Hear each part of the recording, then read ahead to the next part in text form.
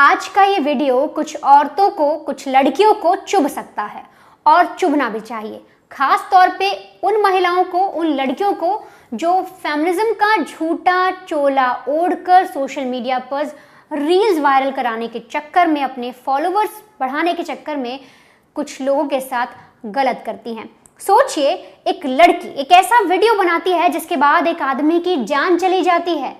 एक आदमी अपने कमरे में पंखे से लटका हुआ मिलता है। उसकी पूरी जिंदगी को जहन्नुम बनाने के लिए ये औरत पूरी प्लानिंग करती है और रील बनाने के बाद वो सबको दिखाती है और उस आदमी को ट्रोल कराती है। सबसे पहले आप इस वीडियो को जरा गौर से ध्यान देकर देखिए। इस वीडियो को देखने के बाद आपको एक ऐसी ही महिला की तस्वीर, या यूं समझिए उसका चित्रण सामने देखने को मिलेगा। इस वीडियो में आप देखेंगे कि एक जो बस है वो चल रही है और इस बस में, इस फ्रेम को गौर करके देखिएगा, इस बस में जो आगे की तरफ शख्स खड़ा है उसका नाम है दीपक। चश्मा लगा रखा है, घनी मूछें हैं और एक वाइट रंग की उसने शर्ट पहनी हुई है। इसके पीछे आपको ठीक एक स्कार्फ या दुपट्टा डाले एक महिला खड़ी हुई दिख रही होगी। ये जो महिला है शिजफा मुस्तफ़ा इनका नाम है और ये लड़की ठीक उस आदमी के पीछे खड़ी हुई है। इस वीडियो पे गौर से आप एकदम बिल्कुल गौर से ध्यान करिएगा और देखिए और समझने की कोशिश करिएगा जो मैं आपको बता रही हूँ। अब उस लड़की के ठीक पीछे एक और लड़की है जो फोन पर किसी से बात कर रही है। दीपक जो है, वही जो आदमी जिसने शर्ट पहनी है वाइट रंग की, वो लगातार या तो अपने बाई तरफ देख रहा है या आगे की तरफ देख रहा है। दीपक ने एक बार भी पीछे मुड़कर नहीं देखा है कि उसके पीछे कौन खड़ा है और कौन नहीं। इस वीडियो को ध्यान से देखिए। अगर मैं आपको एक एक फ्रेम भी दिखाऊं तो इस वक्त भी जो दीपक है वो नहीं देख रहा कि उसके पीछे कौन खड़ा है, बल्कि ठीक पीछे उसके एक लड़की खड़ी हुई है और लड़की और दीपक के बीच में बहुत ही थोड़ा सा फासला है। अब लड़की का दाहिना हाथ बिल्कुल सीधे खिड़की की तरफ है। दरअसल इस वक्त इस लड़की ने अपने हाथ में एक मोबाइल पकड़ा हुआ है। आप गौर करेंगे तो इस तरह से एक फोन उसने पकड़ा हुआ है और वो उस वक्त उस वीडियो को कैप्चर करने की कोशिश कर रही है। बीच बीच में मोबाइल और कैमरे की तरफ देख रही है, फिर आगे देखती है, फिर कैमरे की तरफ देखती है। शायद वो किसी को कुछ दिखाना या कुछ जताना चाह रही है उस वीडियो के जरिए। अब दरअसल फ्रेम जो है वो बदल जाता है। अब कुछ पल पहले जो लड़की खिड़की की तरफ दाहिने हाथ से मोबाइल पकड़े रील बना रही थी, अब अचानक बदले हुए फ्रेम में आपको दिखेगा कि दीपक के पीछे वो लड़की नजर आ रही है। दीपक जो है वो अब भी अपनी जगह पर खड़ा हुआ है। लड़की अपनी जगह के साथ साथ मोबाइल उसने अभी भी पकड़ा हुआ है और अपना हाथ वो बदल लेती है, यानी कि अब हाथ चेंज हो जाता है। अब इस हाथ में फोन आ जाता है और यहाँ से वो वीडियो बनाने की कोशिश करती है। कैमरा अभी भी ऑन होता है, अभी भी वीडियो बन रहा होता है। अब कुछ ही देर बाद इस पूरे वीडियो में आपको दिखाई देगा कि लगभग थोड़ा सा ही दायरा है और दीपक जैसे ही बस के आगे की ओर खड़ा हुआ है, वहां पर लगभग से जो लड़की है वो उससे सटी हुई है और दीपक का जो ये हाथ है वो कहीं ना कहीं उसके सीने के आसपास टच कर रहा है। और इस वीडियो को देखकर आपको समझ में आ रहा होगा कि लड़की जो है वो दीपक के काफी करीब भी खड़ी हुई है। अब ये जो फ्रेम आपने देखा, ये जो वीडियो मैंने आपको दिखाया महज 18 सेकंड का, इस वीडियो को सोशल मीडिया पर आने के बाद लगातार 20 लाख व्यूज मिले और इस आदमी यानी दीपक के बारे में गलत बातें लिखी गई। कहा गया कि किस तरह से ये महिलाओं को मॉलेस्ट करता है। यहाँ तक कि ये बातें कह दी गई कि लड़कियां हैं वो सेफ नहीं है केरला के अंदर। और इसके बाद दीपक की जान चली जाती है। जब माता पिता उसके बेडरूम को खोलते हैं तो वहां उन्हें दीपक की लाश मिलती है। अब ये पूरा वाकया क्या है और किस तरह से पूरा ये घटनाक्रम घटा और कैसे उन महिलाओं को ये वीडियो चुभना चाहिए, आप उसको समझिए। किस तरीके से उन्होंने सारी हदें पार कर दी हैं सिर्फ अपने रील्स, अपने व्यूज के लिए, ये दिखाने के लिए कि हम फेमिनिस्ट हैं, हम बिल्कुल भी अन्याय नहीं सह सकते, और उसके चक्कर में एक आदमी की जान चली जाती है। ये जो आप तस्वीर देख रहे हैं, नाम है शिमजिता मुस्तफ़ा। इनके बारे में बात करेंगे, लेकिन उस वाक्य को पहले समझते हैं। दरअसल शिमजिता मुस्तफ़ा एक यूट्यूबर हैं, इंस्टाग्राम पर ये एक्टिव हैं, काफ़ी रील्स डालती हैं और इन्हें रील्स और फॉलोवर्स का काफ़ी चस्का भी है। तो जो दीपक है वो एक टेक्सटाइल कंपनी में काम करता है, सेल्स एग्जीक्यूटिव है और केरला में ही रहता है। अब उस रोज़ जो बात की जा रही है 17 तारीख को, उस तारीख की कहानी ये है कि दरअसल दीपक जो है वो इस बस में चढ़ा था अपना काम खत्म करके और कोझीकोड आ रहा था और इसी बस के अंदर ये जो महिला है शिमजिता मुस्तफ़ा ये भी मौजूद थी और वहां पर इसने इस आदमी की इस तरह से वीडियो वायरल की। 18 सेकंड की क्लिप बनाई जहां पर इसने ये दिखाना चाहा कि दीपक जो है उसे मॉलेस्ट कर रहा है, उसको गलत इरादे से छू रहा है। अब यहाँ तक का पूरा इंसिडेंट हुआ और महिला ने वीडियो डाल दिया। और लेकिन उस दिन जो बस में वाकया हुआ हो जाने के बाद दीपक सीधे अपने घर जाता है अगले दिन इसका बर्थडे था, जिस दिन इसका जन्मदिन था वो जन्मदिन मनाया जाता है। और उसी रोज इसे दिखता है कि एक वीडियो जो है सोशल मीडिया पर काफी वायरल हो रहा है, और वायरल वीडियो में दिखता है और ये लिखा जाता है कि दीपक ने उसके साथ बदतमीजी की, दीपक लड़कियों को छेड़ता है, मॉलेस्ट करता है, और करीब 20 लाख से ज्यादा लोग उसे देख चुके हैं। और हर कहीं दीपक को आप यूं समझिए गंदी गंदी गालियां दी जा रही थी, उसके लिए भद्दी ट्रोलिंग की जा रही थी, उसकी फैमिली के लिए, उसकी पत्नी के लिए, और इस तरह से सोशल मीडिया पर एक चलन चल पड़ा। अब लड़की का जो मकसद था, जो शिमजता मुस्तफा है, वो तो पूरा हो गया था। वो दीपक को जिस तरह से बदनाम करना चाहती थी, जिस तरह से वो अपनी एक छवि दिखाना चाहती थी, जिस तरह से वो अपनी रील्स को वायरल करना चाहती थी, वो तो पूरा हो गया।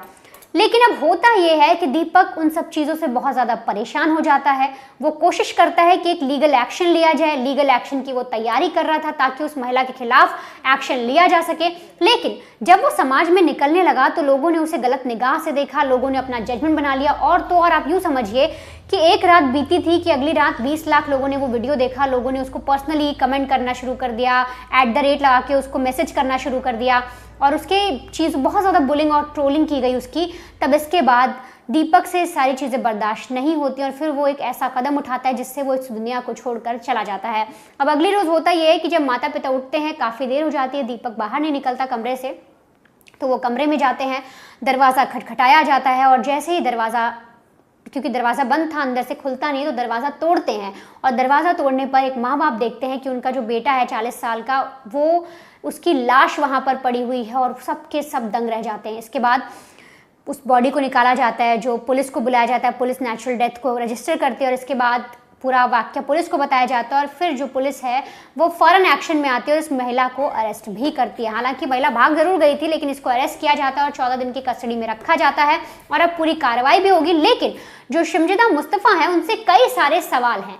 सबसे पहले आप शिमजता मुस्तफा का ना कुछ एक वर्जन समझिए, क्योंकि जब ये सारी चीजें हुई तो उन्होंने 18 सेकंड का अपना वो वीडियो डिलीट भी कर दिया, लेकिन वो सफाई जरूर देती है। जब उनसे पूछा जाता है कि आपने इस तरह से जो चीज़ की, एक लड़की की जान चली गई, एक शख्स, एक पत्नी से उसका पति दूर हो गया, माँ बाप से उसका बेटा दूर हो गया, ऐसी क्या वजह थी, आपने ऐसा वीडियो क्यों बनाया, तो वो कुछ रखती हैं। वो कहती हैं, जो मुस्तफ़ा हैं, शिमजता मुस्तफ़ा, वो भारतीय यूनियन मुस्लिम लीग की ओर से कोझिकोड जिला पंचायत की पूर्व सदस्य रह चुकी हैं, और उन्होंने साफ तौर पे कहा कि देखिए, जब मैं बस में ट्रैवल कर रही थी तो वहाँ पर मुझे दिखा एक शख्स जो है, उससे एक लड़की बहुत ज़्यादा परेशान है, तो मुझे लगा क्यों ना मैं भी अपना फ़ोन निकालूं और फ़ोन से इस आदमी की मानसिकता को दुनिया के सामने लाऊं, और इसीलिए मैंने अपना फ़ोन निकाला और ये वीडियो बनाया, ताकि मैं ऐसे मानसिक रोगी जैसे व्यक्ति, एक ऐसा शख्स जो बस में लड़कियों को छेड़ता है, जो उन्हें ट्रोल करता है, जो उन्हें जो उन्हें अलग अलग जगह गंदी तरह से छूता है, मैं उसकी पूरी कहानी दुनिया के सामने लाऊं।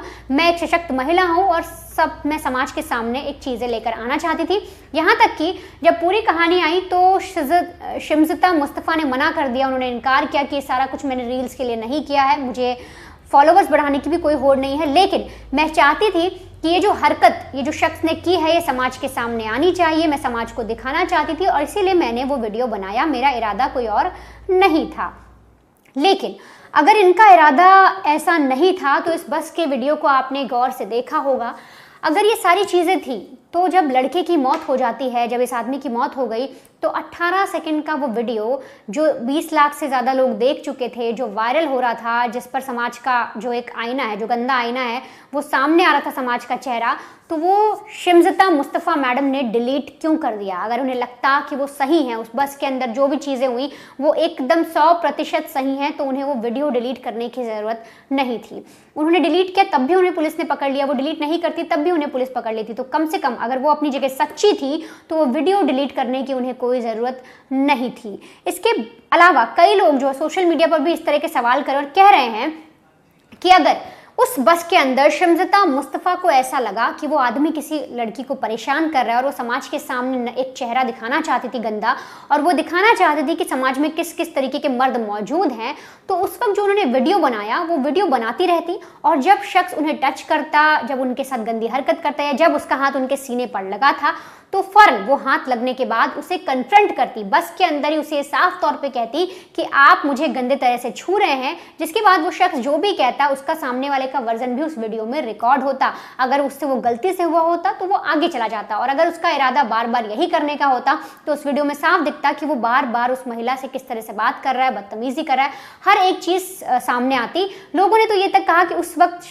जो शिमजता मुस्तफा है उसे उस आदमी को कन्फ्रंट करना था, क्योंकि कई लोग कहते हैं कि अगर ऐसा कुछ बस में हुआ तो लड़कियों में हिम्मत नहीं हुई, वो बोल नहीं पाई। लेकिन लोग लिख रहे हैं सोशल मीडिया पर, अब जिस तरह से मौत हुई है दीपक की, उसके बाद साफ तौर पे जो लोग हैं वो कह रहे हैं कि ये देखकर जब एक बस के अंदर एक बड़ी भीड़ के बीच में वो इस तरह से एक वीडियो बना सकती हैं, तो उनके अंदर ये हिम्मत थी कि वो उस आदमी को कन्फ्रंट कर सकती थी।